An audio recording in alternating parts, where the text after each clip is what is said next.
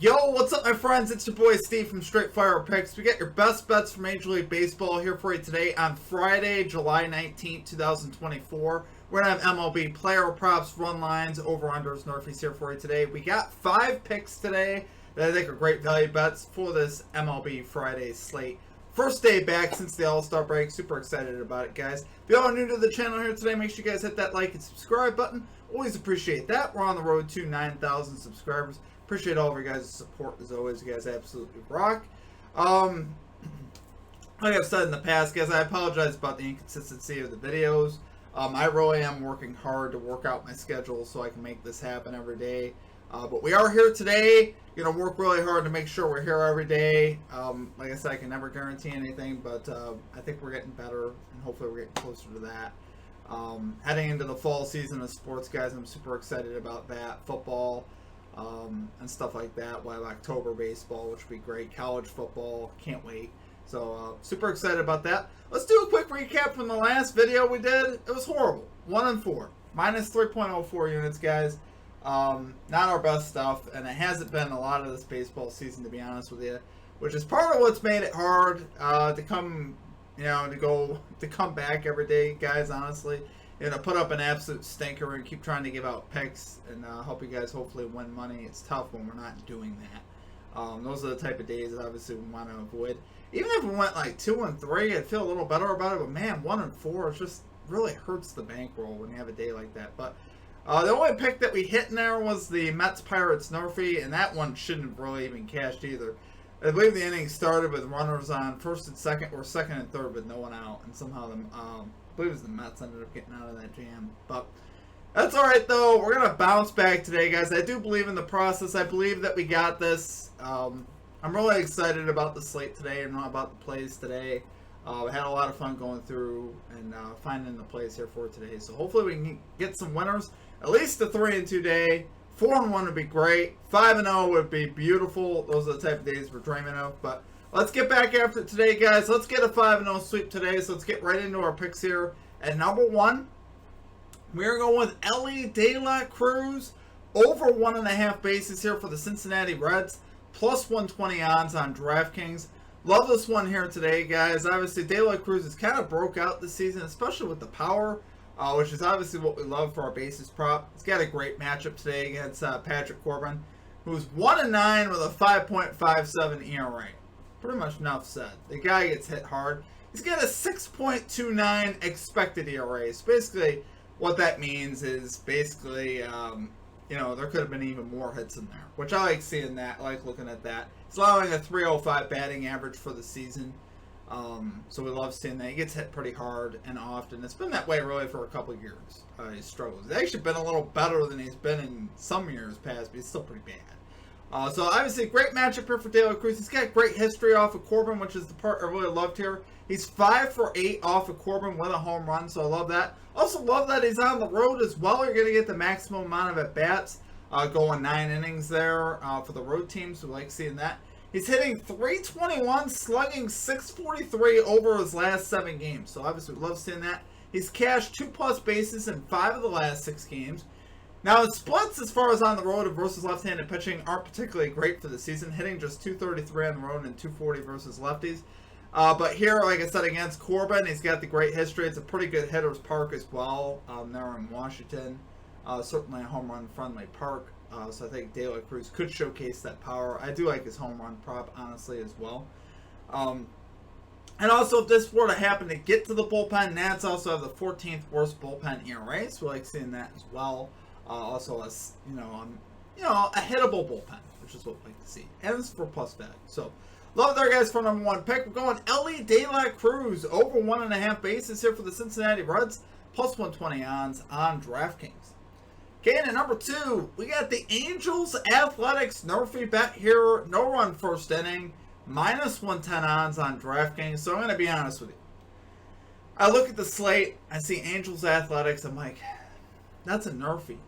Without even looking at the pitchers, I go, that's a NRFI. Now I just got to figure out, do we have enough pitching to really justify the NRFI? When you think about the offenses, we know these are 2 offenses that struggle to score. Athletics 29th, Angels 24th in first inning runs. These teams really struggle to have offensive identity. The Athletics, honestly, to me, are a little more scary because of Brent Rooker. That's really the only guy that even strikes a little bit of like, ooh, I'm just a little afraid of him.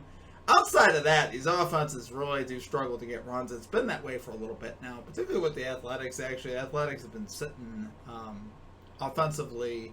The last couple of years have not been very good. So that's why I think we can have a NRFI shot here. And also with this being in Oakland, I love Oakland's park for NRFIs as well. So that's the two factors that I really love. Now, do we have enough pitching? We got J.P. Sears going to the mound here for the Athletics. He's 6-7. 4.56 ERA, 1.26 WHIP. It's not horrible. It's about average. He's 5-5 last 10 to the NRFI. That really isn't that great. That's pretty bad, actually. But what I did like, the last time he played the Angels, 2 hits and 5 scoreless innings. So it didn't even allow a run in 5 innings, let alone 1 inning. So we love seeing that. It was very successful, so we like seeing that. So I think Sears gives us enough, right? Lefty, I think he gives us enough there. Now on the other side, you got Canning here going for the Angels, 3-9, 4.84 ERA, 1.39 WHIP, 3-7 last 10 to the NRFI. I really gotta convince you guys of this one. It's tough with those numbers. Those aren't particularly great numbers either. They're a little below average. And then the last 10 NRFI is horrible. He hasn't been a good NRFI pitcher. However, the last time he played the Oakland Athletics, 7 innings pitched, 1 earned run, 5 hits, and he hit the NRFI in that game. So, like I said, with the offenses, I think these pitchers give us enough to get this done. And for even money, I do like it in this park and with these two offenses. So, if this one hits, honestly, there's a good chance we're going to run this back again on Saturday and Sunday. I really like this series for NRFIs, but we'll see how it goes. Like I said, love this park for NRFIs. So, love there for number 2 pick. We got the Angels Athletics NRFI bet here. No run first inning. -110 odds on DraftKings. Okay, and at number 3, we're going Alec Boehm. Over 1.5 bases here for the Philadelphia Phillies. -115 odds on DraftKings. A lot of times with bases props, most of the time they're plus value. This one is -115 on both sides. I think the books definitely feel like Boehm's going to have a great chance here to get these 2 bases. Why wouldn't he? He's 8 for 16, a .500 batting average with 1 home run off the starting pitcher he will face today in Martin Perez, the lefty. So I like seeing that. Absolutely love those numbers. Just like we talked about with De La Cruz, the history versus Perez is certainly there, and there's enough of it, which is what I like to see. Pirates also 5th worst bullpen ERA, so that bullpen's also hittable as well. Martin Perez has been a meatball tosser also this season and of late. He's 1-5 with a 5.15 ERA, but an 0-3 record with a 7.56 ERA, 1.92 WHIP over his last 7 games. He's been getting absolutely shelled here of late. So I think you can obviously see that probably happen again with this Phillies lineup with Trey Turner, Boehm, Castellanos, Bryce Harper, so on and so forth. I mean, I can go on all day. Boehm rocking a 327 average, 509 slugging on the road, so I love seeing that. He does have the great splits on the road, which I just like that as kind of an added piece. But, the 2 big things we're looking at. History, he's also on the road, which I love that, like I said, for bases props. And he's up against the meatball tosser today, Martin Perez, so I just need him to keep being that guy. So, love it there, guys, for number 3 pick. We got Alec Boehm over 1.5 bases here for the Philadelphia Phillies. -115 odds on DraftKings. Okay, and at number 4, we're going with the Texas Rangers money line here versus the Baltimore Orioles. +135 odds on BetMGM. I really love the value here that we're getting here on the Rangers for the home team. I know they're taking on the Orioles. Orioles have been great. I know. I realize that. But here, my heart says to back the Rangers simply because we have Nathan Eovaldi here on the mound for the Rangers. He's 6-3 with a 2.97 ERA, 1.04 WHIP.